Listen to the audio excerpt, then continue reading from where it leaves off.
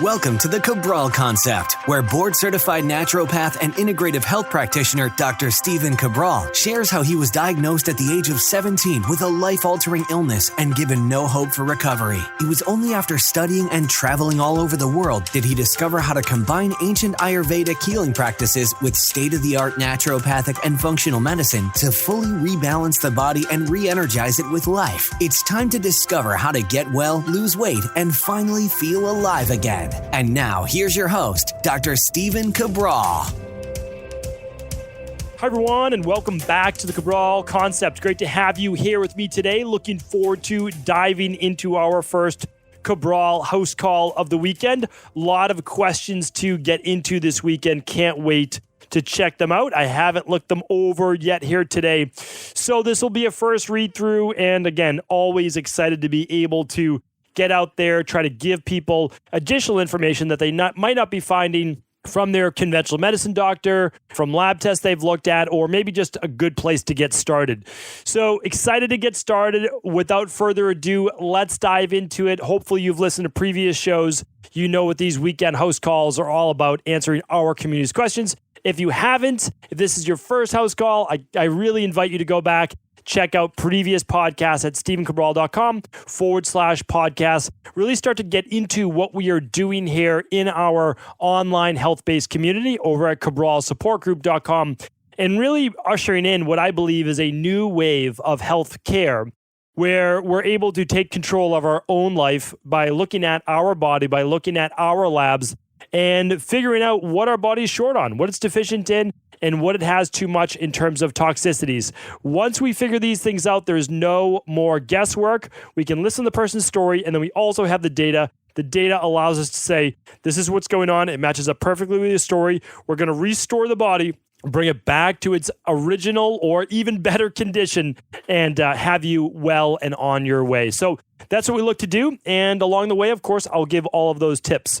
So let's dive into that first question. The first question today is coming in on January 28th of this year. So we're looking at not quite 12 weeks behind, but about 11 weeks or so. And this one is from Jenna. She's writing in, "Dear Dr. Cabral, first of all, thanks for all you do. You're really an inspiration to help more people than you know with their health journeys. I wanted to ask a question regarding the dietary supplement recommendations for professional athletes. I'm currently dancing ballet professionally, and when I asked in the group on dietary guidelines for athletes, I was directed to just increase my portion sizes, and that's good information. But how much food does that mean? I'm also in the profession where my body needs to be as lean as possible, but also energized enough to perform. Our dietitian tells us to ramp up the carbs, but I'm a little afraid of taking it too much to the point where I gain weight. I have a good amount of pitta in me, and I'm prone to gaining weight and muscle mass.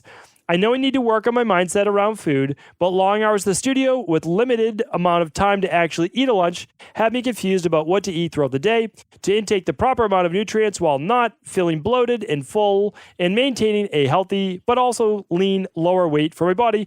And information would be greatly appreciated. Thanks, Jenna." All right, Jenna, happy to help, happy to get you on your way. The cabralsupportgroup.com give you, the exact information that you should get because with this, as a professional athlete, you need someone professionally looking at your nutrient intake and your carbs and your timing and all of those things because, this is what you do for a living. Your body is your living. It's a little different for someone, let's say they're an accountant, they're sitting at their desk all day. Their nutrient requirements are still there. They're still valid, and you absolutely do need them for overall health, wellness, mindset, mood, etc., body transformation. But for you, it has to be exactly dialed in. And since your body is on display and in dance, obviously, I don't know if it's the audience, but at least the people directing it want you in the best shape possible. So it's all about timing those nutrients and also making sure that you're using good nutritional supplements because to get the amount of nutrients that your body needs, you'd have to eat absolutely a lot more food. That may cause some weight gain. We do need the carbs, but remember, I've done previous podcasts on this. Some of them are on Weight Loss and Wellness Wednesdays, some are on Training Thursdays, about timing those nutrients. So if you're someone not looking to put on a lot of muscle or more muscle or body fat, we'll want to not do a lot more food directly before your workouts. So we are, again, metabolizing and burning up some more body fat. But here's the thing as well. we also won't do it for probably an hour after your practice. Now, all of this, again, I have to work with someone, and you would need to work with someone directly, because when I work with that person, I would say, well, how long is your studio sessions? If they're 3 hours, you're going to need to eat, right? Because you've already burned through most likely your glycogen reserves. And being a dancer on a keto-based diet is not something I could ever recommend. So what I would say, again, is you're going to want to look most closely. Breakfast, lunch, and dinner, yes. But what do you need around your, let's just call them practices. Like that's when you need to time those smoothies or shakes or fruit or whatever it is that you might be doing, especially since you're on the run. And I can't recommend enough the Daily Foundational Protocol Level 3, so that you get your omega-3s, you get your vitamins, you get your minerals, you get your whole food product called Daily Fruit and Vegetable Blend, which allows you to get 22 organic fruits and vegetables and superfoods. And then you have your probiotic and your enzymes to break down food well enough. So, that's what I would do. And then, of course, if you ever lab tested, you would know exactly what you're low on or not. Most people in your position will be a little low on B vitamins as well as zinc, potentially some vitamin C. But even if you did 2 of the smoothies per day, the daily nutritional support, then that would have you covered as well. So hopefully that got you started. Lydia is up next. Hi, Dr. Cabral. My dad eats the standard American diet and was a smoker for 35 years. He had a heart attack in 2006 and now takes statin drugs and aspirin. He's also type 2 diabetic, and he takes medication for his blood sugar. Let's just see. Blood sugar ranges from 115 to 170. He quit smoking as of last year. He was diagnosed with lung cancer, stage 3. He went under surgery to remove a spot in his lung. He had 12 weeks of chemo. Ever since then, with severe neuropathy, his chronic pain has hindered his daily life. I have him taking the multi from Equilibrium Nutrition, which turns his urine a little yellow. Is this a concern? I've suggested Natural Calm to help with his pain. He started using CBD, and it seems to be helping. I would love to get him back to his life and really appreciate all you do. All right, Lydia, thank you for writing in. So for someone smoked for 35 years, type 2 diabetic, stage 3 lung cancer, neuropathy, can't recommend enough working with a functional medicine practitioner, integrative health practitioner, naturopathic doctor, someone that's able to really go back and forth with you, because this is not general health that we're talking about right now. This would be not ethical of me to give some type of protocol with not even understanding your dad's full health history. So I, though, give you some recommendations. The first one is your urine will pretty much always be yellow if you're taking a B vitamin. And that's because the excess B vitamin, which will give that yellow tint to the urine, which is harmless, it's water soluble, will be yellow. So that's not an issue. And the second part is CBD will absolutely help with the pain. So I do encourage that. And of course, he's on the right track. As long as he's not doing blood thinners, he could absolutely do some omega-3s. But you'd want to at least run the organic acids test and hair tissue mineral analysis for a little bit more customized program, or work with a local doctor or integrative health practitioner for more details on that. So I apologize that I'm not able to help in depth, but that should at least get you started and answer the question about the yellow urine. Jennifer is up next. Dear Dr. Cabral, thank you for all you do and teach and lead us down this healthy path. I hope you can help with the question I have. While on my new health path, I've lost over 100 pounds. While I'm thrilled with these results and I'm the healthiest I've been in my life, it still has left me with some loose and sagging skin that can be uncomfortable. Conventional medicine solutions is surgery. I wonder if there's an alternative way to minimize loose skin. I exercise regularly, dry brush, detox quarterly, and I'm on the daily protocol. Is there anything I can do? Thank you for answering my question. So thank you, Jennifer, for writing in. And you know what? Congratulations. You are the one who did all of that fantastic work. So I appreciate your kind words towards me. If we were able to help in any way, that's great. But honestly, you deserve all that credit. And I always just really high regards for anybody that's kind of battled back, and to lose over 100 pounds. And I've seen it many times now. Absolutely fantastic. So keep up the great work. So I want to see, if you go to stephencabral.com/podcasts and you type in loose skin, I want to see if it pulls up any previous podcasts, because I know I've answered this before. So let's see. All right. We have potentially one on 478. Number 800, episode 800, I talked about skin removal as well. That was it for there. Now let me type in saggy skin. And the reason why I'm doing this is that I recommend people, of course, I'm happy to answer your question. That's not what it's about. If you go to stephencabral.com/podcasts and you type in your search word or keyword, you very well may find the answer already done there. And I do have a bunch of shows on skin and loose skin and skin removal.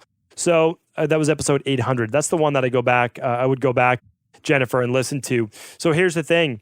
We help a lot of people talking about dry brushing and self-massage with sesame oil, castor oil, really nutrient dense and very beneficial oils that they can rub on the skin.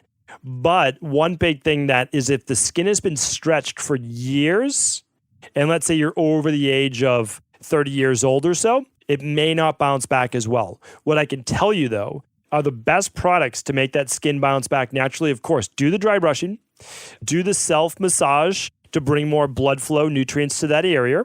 And then also we have something called the Beauty Bundle. It's fairly new. It's only about a month old. And that's because so many people asked us, what do you do to create better skin, hair, and nails from the inside out? And so that's what we did. We simply took products that we already had, getting great results with, and bundled them together for a better discount. So if you go to equilibriumnutrition.com, and I'm just trying to see it right there. Yeah, it's at a great price too.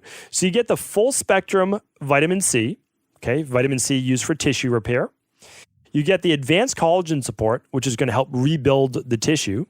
And you get balanced zinc for the skin, hair, nails as well, anabolic mineral. And you get all of those for $99, all three. And that's a month's supply of each. It's actually a 2-month supply of the balanced zinc. It can be unless you take the 2 a day. So that's where I would start and use it as a month's supply. In addition to your daily foundational protocol, that's what I would do. Then again, give that a fair shot, 4 months, 6 months, really trying to tighten up the skin, keep doing your exercise. And then if you needed and you decide to, then you could look into the skin reduction. That just keep in mind, it is a serious surgery. You are removing part of the largest excretory organ on the body. So again, just think about it. And if it's important to you, then you'll make that decision for you. All right, Anonymous is up next. Hello, a random but important question that has been on my mind a lot. I'm a big activist for African wildlife, especially rhino. They are getting killed by the hour for their horns, which are believed to be extremely healing in Asian cultures. Would consuming this type of wildlife fall under Chinese medicine or another type? I love Eastern medicine, but struggle because I know they are wiping out so many wildlife species across the globe. Would love to know your thoughts and whether you came across this at all. Loving the integrative health practitioner course, by the way, absolutely life-changing. Thank you, Anonymous, and I'm happy to help. Okay, so this is something that I'm familiar with and something that I'm totally against. I mean, I've talked about it many times, but I'm, really pro-earth, pro-wildlife, pro-nature. I don't believe in what they're doing in South America with just bulldozing the rainforest. I understand it from economical perspectives of what they're looking to do. And again, it's like, how do you fault anybody? But, I obviously don't recommend the killing of animals simply to take their horns. And what they're used for, believe it or not, is actually not so much in Chinese medicine. So Chinese medicine is not really using the horns of rhinos, at least not that I've seen. They're being used in other cultures. I think this one typically in Vietnam for hangover cures right now. They're using it for keratin or kind of hair growth based treatments and as aphrodisiacs. And some people even say that it helps with cancer. So these are not things that Chinese medicine is saying, though. This is actually, yes, you're right with Asian cultures, but in general, again, a generalization, but predominantly right now, not so much in China, but in Vietnam. So just keep in mind that when you look at the herbs, you can see where is this coming from. And like the biggest one would then be keratin. But, in Chinese medicine or Ayurvedic medicine, or you'll be able to see in the back, like, okay, is it ashwagandha? Is it rhodiola? Is it eleuthero? Is it cordyceps? What is it? And it will say that. And those are not coming from the rhinos themselves. So I don't know if that truly answered your question, but I can tell you that it's not typically used in any Eastern-based medicine. I mean, keep in mind that most of the doctors and colleagues of mine, they would never use the horns of anything. It's not something that we would do. But again, of course, it is out there. People are doing it. You're right to bring it up and appreciate the the shout out for IHB. Thank you. All right. Adrian's up next. Hi, Dr. Cabral. I trust your perspectives 100%, and I need your thoughts. I have O negative blood, the universal donor. Boston accent's coming out today. It typically isn't. I donate annually because I fear it's not healthy at all. The Red Cross wants me to donate every 56 days and are quite aggressive with their campaign towards O negative donors. How frequently is donating safe or healthy? Do you have any thoughts on the healing impact of a transfusion from someone in optimal health versus an average person on a standard American diet? You mentioned blood is a homeostatic fluid. However, for healing purposes, wouldn't blood from a healthy person be more ideal? Additionally, if you have thoughts on directed donations for friends and family, for surgery, cancer, etc., please share. I sincerely thank you for freely sharing your wisdom and knowledge. Thank you, Adrian. I appreciate everyone writing in with kind words. And honestly, it's great energy for me. It really is. I don't always get to meet a lot of people out there, but I get to really see the words they write in and everything over at cabralsupportgroup.com. So I appreciate you. I really do. And I appreciate the kind words. So, okay, let's kind of break down this question. They want you to donate every 56 days. That's obviously once every 2 months. That's pretty aggressive. I personally, just again, like if I was just throwing it out there, if you're doing it for a specific cause, I get it, I understand, and absolutely go for it. I would recommend more like every 3 to 4 months. I would really wait for just I'm always big on one replenishment of all red blood cell cycle. And I know obviously your body's remaking, regenerating, rebuilding that blood right away after you donate. So here's the thing though, I would still recommend every 90 to 100 days. 4 times a year is still an amazing thing to do for giving blood. The other thing is, I agree. A healthy person giving blood is in my opinion, the person receiving it is so much better off. Now, it's great. Like when you need blood, you need blood. Let's not, draw straws here. But at the same time, getting a healthy person's blood absolutely makes a difference. We know that it makes a huge difference. I don't want to get too deep into it today. I'll talk about in the future, but there are futurist-based organizations that are actually taking the blood from young, like college, they usually do it with college men, and they're transfusing that in older men and looking at the benefits of that. So there's a lot going on, and believe me, you want healthy people's blood. But again, if you just had surgery or you were losing a lot of blood because of an accident, you'll take blood however you can get it. So now, the nice thing is they do screen for it to make sure that there's nothing pathogenic that they'd be passing on to another person. So, okay, hopefully that answers your question, and thank you for writing in. Hannah is up next. Hi, Dr. Ball. First of all, thanks for being awesome and sharing your knowledge. I'd love to know what your opinion is on menstrual cups. I personally try to avoid plastics due to the hormonal havoc they cause, and I'm switching to cloth reusable pads as my budget allows, but I'm also looking at other options. I'm not sure if the silicone material used in the cups would be detrimental like plastics are. One of the reasons I'm researching my options is because I have a history of endometriosis, which was removed about 2 years ago via laparoscopic excision surgery. I have recently completed the CBO protocol, intestinal cleanse, and I'm in my first month of gut healing protocol. I'm also looking at doing the 21-day Dr. Ball detox and heavy metal protocol to ensure I'm doing all I can to minimize the endometriosis coming back if it hasn't already. Thank you. All right, Hannah, this is the first time I've actually been asked about menstrual cups, but this is obviously something that I do in my research. And so I have looked up menstrual cups before. And so basically a menstrual cup would be a small cup insertion into the vagina that's going to catch any menstruation during a female's period. What we're looking at here is very thin layer of tissue that will absorb whatever is there. Now, is it going to be bad because of the plastic or the silicone? It could be. It could be. I don't think that we know. I don't know of any study. If anybody knows of any study, absolutely email us and let us know if there is one. But I can tell you that it's one option, and I don't think that it's a bad option. However, if you're just asking me, like, what is the best option? What's the best option? That, like, the most natural option? Well, the most natural option would be doing something like an absolutely organic cotton, or I believe you mentioned reusable pads. And so just anything that will catch the menstruation, that will allow it to absorb. And they're actually making underwear for females with built-in menstrual-based pads as well. So that's something else to look into if you want. But I believe that that's a much more natural solution than the menstrual cups or tampons as well. So just something to think about. And of course, they make obviously more natural tampons now too that aren't going to be as toxic and don't include the bleach and chlorine, etc. But if you're asking me like what's the most natural, that would be the most natural. So hopefully that helps. And it looks like you've done a lot of great work, really doing the lab testing, the 21-day detox, the heavy metal protocol. So keep up the great work. All right. Let's take one more question for today. A lot of great questions today. Excited. I love a lot of these are brand new. So meaning like I've never answered them before. So it's great to see. And I know we've answered somewhere around, probably more than 3,000 questions, but pretty great to see. I think we stopped counting at 2,000 questions. I might ask my team if they have a count. All right, Patrick's up next.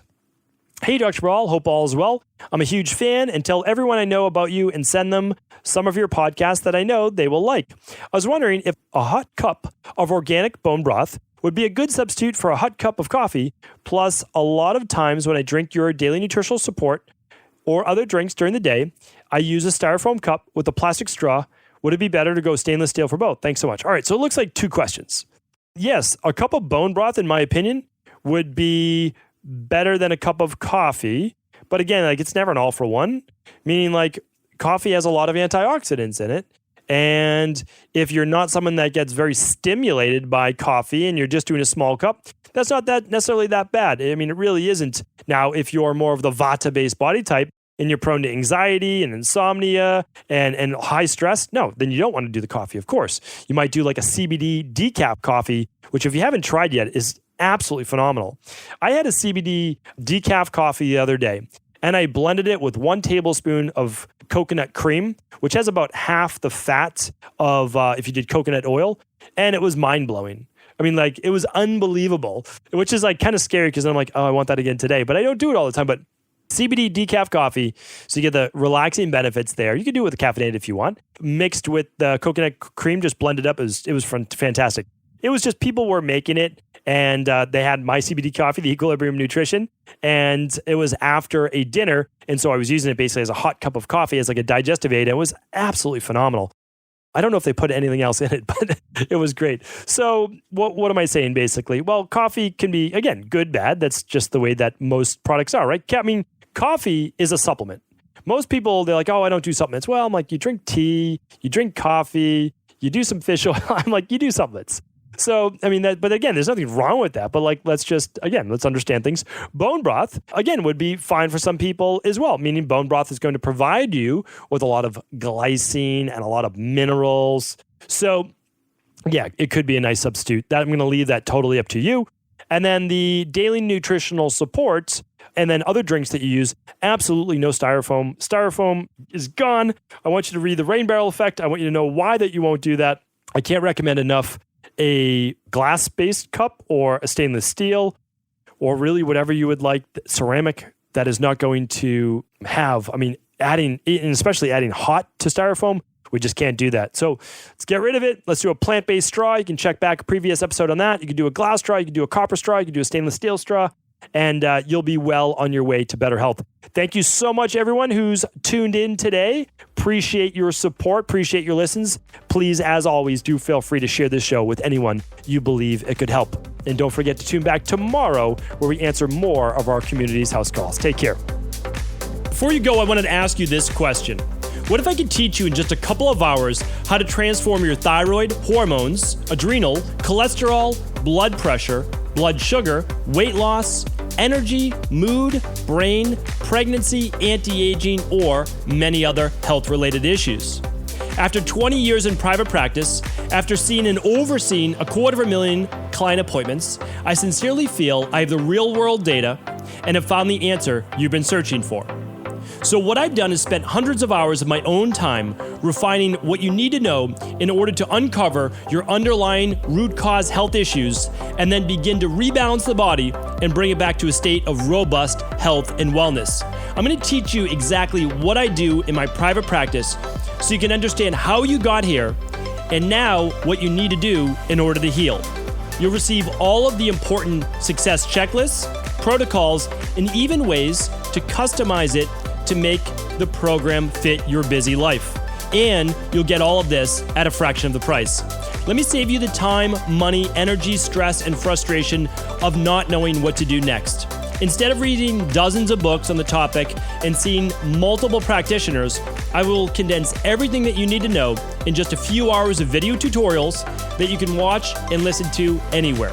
Together, we will make this healing process an enjoyable one that you can take with you for the rest of your life. I wish you all of the best of health and happiness, and I hope to be able to guide you on your healing journey through my Health Results Accelerators. Simply choose the health imbalance you're currently suffering from, and by the end of today, you'll know what went wrong and how to get well again. I guarantee it. For details, head over now to stevencabral.com/courses.